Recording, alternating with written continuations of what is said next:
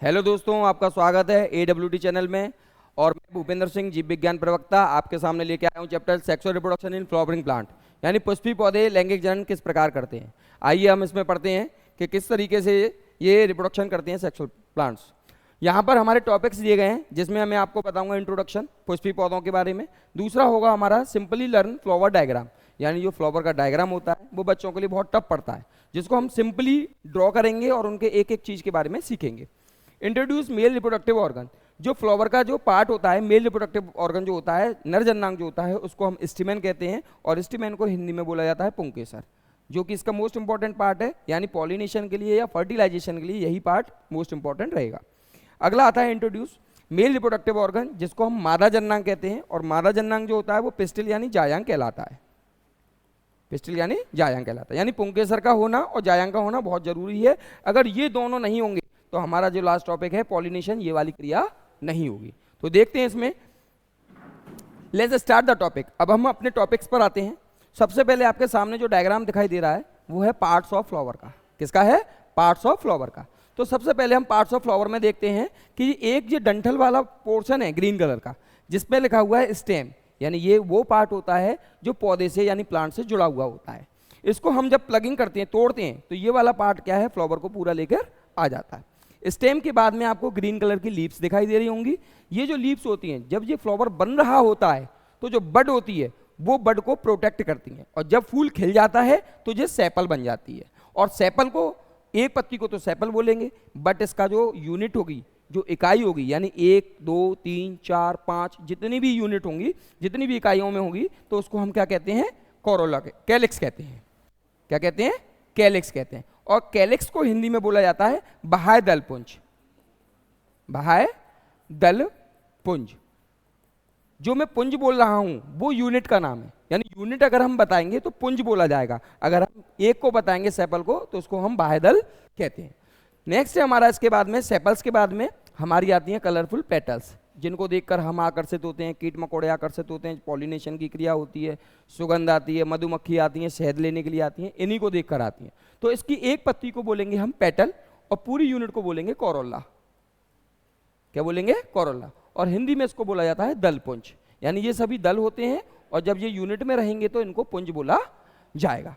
इसके बाद में हमारा नेक्स्ट पार्ट आता है मेल रिप्रोडक्टिव ऑर्गन, जो आपको येलो येलो दिखाई दे रहे हैं, ये सभी मेल रिप्रोडक्टिव ऑर्गन होते हैं, जिनको क्या बोला जाता है? स्टिमेन बोला जाता है। स्टिमेन यानी पुंकेसर कहा जाता है। क्या कहा जाता है?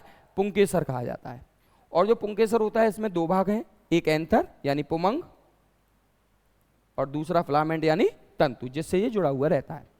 लास्ट वाला जो हमारा चौथा चक्र जो होता है, लास्ट वाला, यानी एक चक्र पढ़ा हमने सेपल, दूसरा चक्र पढ़ा हमने पेटल, तीसरा चक्र पढ़ा हमने स्टिमेन, और चौथा चक्र है हमारा यहां पर पिस्टिल। चौथा चक्र हमारा पिस्टिल होता है, जिसको हिंदी में जायांग कहते हैं।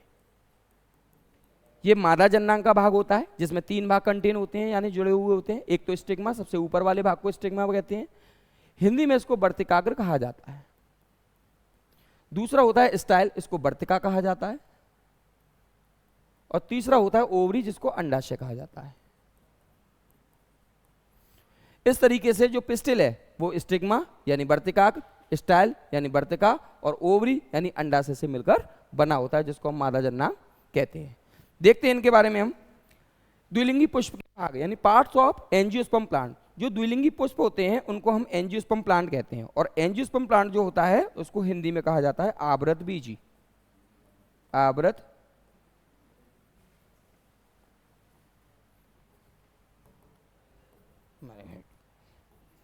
पॉज कर दो। एंजियोस्पर्म जो लिखा हुआ है इसको हिंदी में कहा जाता है आवृत बीजी। आवृत बीजी, यानी आवृत बीजी जो पौधे होते हैं उनको द्विलिंगी पुष्प भी कहा जाता है। इसमें हमने पहले बताया था आपको कैलिक्स वाला पार्ट, जो कि पहला चक्र था। दूसरा बताया था कोरोला वाला पार्ट, जो दूसरा चक्र था। इसके बाद में तीसरा आपको बताया था नर जननांग, जिसको एंड्रोसियम कहते हैं, और चौथा आपको बताया था गायनोसियम, जिसे मादा जननांग कहते हैं, जैसा कि अभी आपने पिछले डायग्राम में सीखा था। तो बाह्य दल पुंज जो होता है वो प्रथम चक्र कहलाता है, और इसमें बहुत सारे सेपल्स होते हैं, यानी यूनिट को हम कैलिक्स बोलेंगे, और सिंगल को अगर बात करेंगे तो सेपल्स बोलेंगे। दूसरा हमारा होता है दलपुंज, कोरोला, ये दूसरा चक्र होता है। इसमें अनेक, यहां पर दिया हुआ है अनेक, पेटल्स होते हैं, यानी जो कलरफुल लीव्स है उनको पेटल्स बोलते हैं, अनेक होती हैं। पुमंग एंड्रोसियम, ये तीसरा चक्र है, ये नर जनन अंग है। इसमें पुंकेसर यानी स्टिमेंस होते हैं, एक भी हो सकता है, दो भी हो सकते हैं, तीन भी हो सकते हैं और ज़्यादा भी हो सकते हैं। वैसे एंड्रोसियम जो है वो मादा जननांग से ज़्यादा ही रहते हैं, तभी इनमें पॉलिनेशन की क्रिया हो सकती है, चाहे वो सेल्फ पॉलिनेशन हो चाहे वो क्रॉस पॉलिनेशन हो। इसके बाद में अगला हमारा आता है जायांग यानी गाइनोसियम मादा जननांग। ये चौथा और अंतिम चक्र होता है, ये मादा जनन अंग है। इस चक्र में एक या एक से अधिक, यहाँ पर देखिए दो चीज दी गई हैं, एक या एक से अधिक अंडप होते हैं, कार्पल्स होते हैं। यानी कहने का अर्थ क्या है, जो इस तरीके से स्ट्रक्चर होता है उस स्ट्रक्चर को हम क्या कहते हैं, एक कार्पल कहते हैं। क्या कहते हैं, एक कार्पल कहते हैं, जिसमें ओवरी कंटेन रहती है, यानी आप इसको अलग नहीं कर सकते, ये कंटेन रहेगी। तो ये एक कार्पल हो गया। अगर मान लीजिए एक से अधिक कार्पल हैं तो ये जितने भी होते हैं ये सिट्रस फैमिली में पाए जाते हैं। सिट्रस मतलब खट्टे फल, संतरा, मौसमी, नींबू, जितने भी खट्टे फल होते हैं उनमें ये बहुअंडपी होता है, यानी हर स्लाइस में सीड निकलेगा, यानी हर एम्ब्रियो है और एम्ब्रियो है तो उसके अंदर सीड बना हुआ है। तो ये सिट्रस फैमिली में बहुअंडपी मिलेगा और बाकी के जो फ्रूट्स होते हैं उनमें एक अंडपी मिलता है, जिनको हम क्या कहते हैं, मल्टीकार्पल या पॉलीएम्ब्रियोनिकी कहते हैं। उपरोक्त चक्रों में बाह्यदल पुंज और दल पुंज, यानी ये जो चीजें हैं ये दो एसेसरीज हैं, यानी एसेसरी पार्ट हैं। इनका क्या मतलब होता है कि ये सिर्फ क्रिया को कराने के लिए या पुष्प को बनाने के लिए काम करते हैं। जैसे ये प्रोटेक्ट करने के लिए और ये कीटों मकोड़ों को, कीड़ों को, जंतुओं को, तितलियों को, इनको लुभाने के लिए दलपुंज काम करती है। लेकिन जब इनमें एंड्रोशियम गैनोशियम होते हैं तो ये क्या करते हैं, यहाँ पर पुमंग व जायांग आवश्यक चक्र हैं, ये पॉलिनेशन की क्रिया को कराएंगे। यहाँ पर पॉलिनेशन को कहते हैं परागण। ये दो इंपॉर्टेंट पार्ट होते हैं, पुमंग और जायांग, जो किसकी क्रिया कराते हैं, पॉलिनेशन की क्रिया कराते हैं। देखते हैं इसके बाद मेल रिप्रोडक्टिव ऑर्गन यानी स्टेमेन। अगला टॉपिक जो हमारा है मेल रिप्रोडक्टिव ऑर्गन है, जिसको हम स्टेमेन कहते हैं। स्टेमेन जो होता है, पहले स्टेमेन के बारे में पढ़िए, फिर मैं आपको डायग्राम में समझाता हूं कैसे क्या रहता है। तो स्टेमेन को हम हिंदी में कहते हैं पुंकेसर। क्या कहते हैं इसको, पुंकेसर। पुंकेसर यानी नरजन्नांग, और हमने यहां पर लिख रखा है इसको स्टेमेन यानी पुंकेसर को लिख रखा है। नरजन्नांग को ये डिस्क्राइब करेगा। नरजन्नांगों को पुमंग भी कहते हैं, यानी यहां पर दिया हुआ है नरजन्नांग को पुमंग भी कहते हैं। ये पुंकेसर से मिलकर बनता है और इसमें तीन भाग होते हैं। कितने भाग होते हैं, तीन भाग होते हैं, और तीनों भागों को हमने यहां पर बताया हुआ है, पुमंग, तंतु और तीसरा संयोजी। पुमंग जो है सबसे ऊपर का भाग रहेगा, तंतु जो है वो जुड़ा हुआ रहेगा थैलेमस से, और संयोजी जो रहेगा वो कनेक्टिव कहलाता है। इसमें परागण की परागकण, इसमें परागकण जो होंगे, पोलन ग्रेन जो होते हैं वो भरे हुए रहते हैं, और जो किसकी क्रिया करेंगे, परागण की क्रिया करेंगे। समझते हैं इंग्लिश में। मेल रिप्रोडक्टिव ऑर्गन यानी stamen. Male reproductive organ is also called androecium, इसको एंड्रोसियम कहा जाता है। It is form by the stamen and has three parts, anther, filament and connective. तीनों पार्ट आपके सामने हैं, anther, filament and connective. It is filled with pollen grains, ये पूरा भरा हुआ रहता है पोलन ग्रेन से, which perform the process pollination, जो किसकी परफॉर्मेंस देगा, पॉलिनेशन की, यानी परागण की। परागण होगा तो इसमें सीड और फल, यानी बीज और फल दोनों बनने की क्रिया रहेगी। जो हमारा एंथर ये है, पुंकेसर है, इसका डायग्राम कुछ इस प्रकार दिखाई देता है। यहां पर एंथर, ये जो एरिया रहता है इसका अंदर, क्योंकि ये ऐसे बाइलोब्ड होते हैं, इसको बोलते हैं हम कनेक्टिव, संयोजी, और ये रहता है फिलामेंट, ये रहता है फिलामेंट। यानी ये रह गया आपका पुमंग, ये आ गया, दूसरा हो गया आपका कनेक्टिव यानी संयोजी, और तीसरा हो गया आपका फिलामेंट यानी तंतु। अगर मान लीजिए इसकी हम टीएस काटते हैं, इसका अगर हम टीएस काटते हैं, ट्रांसफर सेक्शन काटते हैं, अगर हम काटकर इसको देखते हैं तो हमें यहां पर पोलन सेक दिखेंगे, यानी परागकोश। हमें क्या दिखेंगे, परागकोश दिखेंगे। और परागकोश में क्या होता है, पोलन मदर सेल्स जो होती हैं, पराग मात्र कोश का, पोलन मदर सेल्स, ये पराग मात्र कोश का जो होती हैं वो टेपिटम से पोषण लेके, टेपिटम से पोषण लेके क्या बनाती हैं, पोलन ग्रेन बनाती हैं, पोलन ग्रेन यानी परागकण बनाती हैं।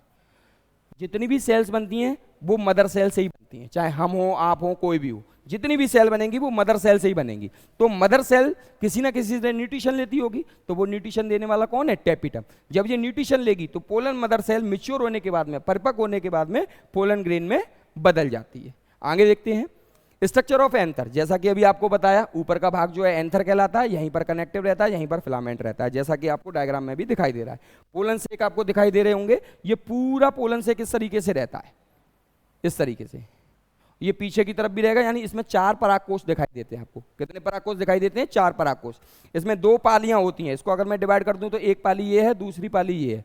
एक पाली में 2 परागकोश हैं और दूसरी पाली में भी 2 परागकोश हैं। और पूरे पुष्प की बात करूं तो इसमें 4 परागकोश आपको मिल जाएंगे, यानी एंथर के अंदर आपको 4 परागकोश देखने को मिल जाते हैं। नेक्स्ट है हमारा स्टिल यानी मादा जननांग। इसको हम कहते हैं मादा जननांग। क्या कहते हैं इसको? मादा जननांग। जायांग आपको बता चुके हैं, जायांग को पिस्टिल बोलते हैं और इसको गायनोसियम भी कहा जाता है। इसको गायनोसियम भी कहा जाता है। तो इसका स्ट्रक्चर कुछ इस प्रकार है। ये आपको जो दिखाई दे रहा है ग्रीन कलर का, मैं बना देता हूं। जो आपको ग्रीन कलर का जो दिखाई दे रहा है, इस स्ट्रक्चर को ही हम गायनोसियम कहते हैं। इसके अंदर ये केंद्रक रहते हैं जिनसे ये निषेचन करने की क्रिया होती है। यानी ये वाला पार्ट आपका स्टिग्मा हो गया, ये वाला पार्ट आपका स्टाइल हो गया, और ये वाला पार्ट जो है आपका, ये वाला पार्ट जो है ओवरी हो गया। कौन सा हो गया? ओवरी। यानी स्टिग्मा, वर्तिकाग्र, वर्तिका और अंडाशय, यही 3 पार्ट यहां पर आपको दिखाई दिए हैं, स्टिग्मा, स्टाइल और ओवरी। अब इसमें आपको चौथा भी ये दिखाई दे रहा होगा जो लिखा हुआ है ओव्यूल। क्या लिखा हुआ है? ओव्यूल। ये जो पार्ट है, ओव्यूल वाला जो पार्ट है, ये बीजांड कहलाता है। क्या कहलाता है? बीजांड कहलाता है। और बीजांड जो होता है वो ओवरी के अंदर होता है।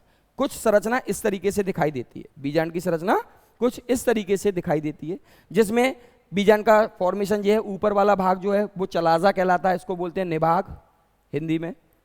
इसके अंदर स्ट्रक्चर होते हैं, यानी एम्ब्रियो से ये वाला, इसको बोलते हैं भ्रूणकोश, ये कहलाता है भ्रूणकोश। इसके बाद न्यूसेलस, यानी न्यूसेलस जो है वो कोश की संगठन होता है, यानी इसके अंदर जो सेल्स होती हैं, इस तरीके से सेल्स होती हैं, ये सभी सेल्स न्यूसेलस कहलाती हैं। और न्यूसेलस जो होती हैं इनको इंटेग्यूमेंट, एक झिल्ली होती है इंटेग्यूमेंट, वो अगर अंदर से घेर कर होगी तो इनर इंटेग्यूमेंट ये दिया हुआ है, और बाहर से घेर कर होगी तो आउटर इंटेग्यूमेंट कहते हैं। इसके बाद में एक ये यहाँ पर जगह खुली हुई सी दिखाई दे रही होगी, इसको माइक्रोपाइल यानी जनन छिद्र कहते हैं। ये जनन छिद्र होता है, ये जनन छिद्र होता है। माइक्रोपाइल। फ्यूनिकल जो होता है ये बीजांड से जुड़ा हुआ होता है। किससे जुड़ा हुआ था? बीजांड जो है वो पुष्प ग्रंथ से जुड़ा हुआ होता है, और इसको हम बीजांड ग्रंथ कहते हैं।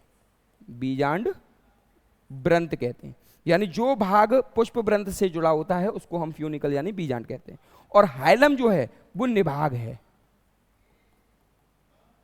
ठीक है, तो हाइलम जो है वो थोड़ा सा आपका क्या करता है, यहां पर जो हाइलम जो है वो ये वाला भाग होता है जो इससे बीजांड को पुष्पग्रंथ जो ये ग्रंथ है इसका इससे अलग करता है, यानी ये वाला स्ट्रक्चर इसका अलग हो जाता है, और ये वाला स्ट्रक्चर जो है वो बीजांड ग्रंथ से, यानी बीजांड जो है वो पुष्पग्रंथ से जुड़ा हुआ दिखाई देता है। अगला है हमारा यही जायांग यानी स्त्री जननांग। ये पुष्प का चौथा और अंतिम भाग है, और ये पुष्प के भीतरी भाग में स्थित होता है, यानी ये लास्ट चक्र होता है जो पुष्प के सबसे अंदर वाले भाग में यहाँ पर स्थित होता है। इसकी इकाई को पिस्टिल कहते हैं, यानी इसके अगर नाम को बात करें तो स्टिग्मा, स्टाइल और ओवरी। स्टिग्मा, स्टाइल और ओवरी जो होते हैं, स्टाइल आपको नहीं दिया था इसमें, स्टाइल जो है ये वाला भाग है, स्टाइल जो है वो ये वाला भाग है, स्टाइल जो है ये है, स्टिग्मा ये है और ओवरी है। इन तीनों को मिलाकर हम क्या बोलते हैं? जायांग बोलते हैं। यानी ये यहीं पर बता रहा है कि इसकी इकाई को पिस्टिल या जायांग कहते हैं, और ये 3 भागों से मिलकर बना होता है, वर्तिका और अंडाशय। इस तरीके से हम आगे बढ़ेंगे। बगल में जो आपको स्ट्रक्चर दिखाई दे रहा है ये आपका बीजांड का स्ट्रक्चर है। अभी आपने जो देखा था वो ब्लैक था थोड़ा सा, तो उसमें नहीं समझ में आ रहा होगा, तो यहाँ पे कलरफुल डायग्राम दिया हुआ है जिसमें ऊपर चलाजा, न्यूक्लियस टिश्यू जो आपको बताए थे कोश की संगठन, एंटीपोडल सेल यानी प्रतिमुख कोशिकाएं, सेकेंडरी न्यूक्लियस यानी द्वितीय केंद्रक, एम्ब्रियो सेक यानी यहाँ पर भ्रूण बनेगा तो भ्रूणकोश, और एग सिंड्रेट सेल्स, एग सेल्स यानी ये एग अंडकोश का हो गई, और सिंड्रेट सेल्स जो होती हैं वो इसके साथ में जुड़ी हुई कोशिका रहती हैं। इनर मेम्ब्रेन अंदर की मेम्ब्रेन, आउटर मेम्ब्रेन बाह्य मेम्ब्रेन यानी बाह्य त्वचा, और माइक्रोपाइल जो है वो जनन छिद्र होता है, हाइलम जो है वो नाभिका होती है, और फ्यूनिकल जो होता है वो बीजांड ग्रंथ होता है जो पुष्प ग्रंथ से जोड़कर रखता है।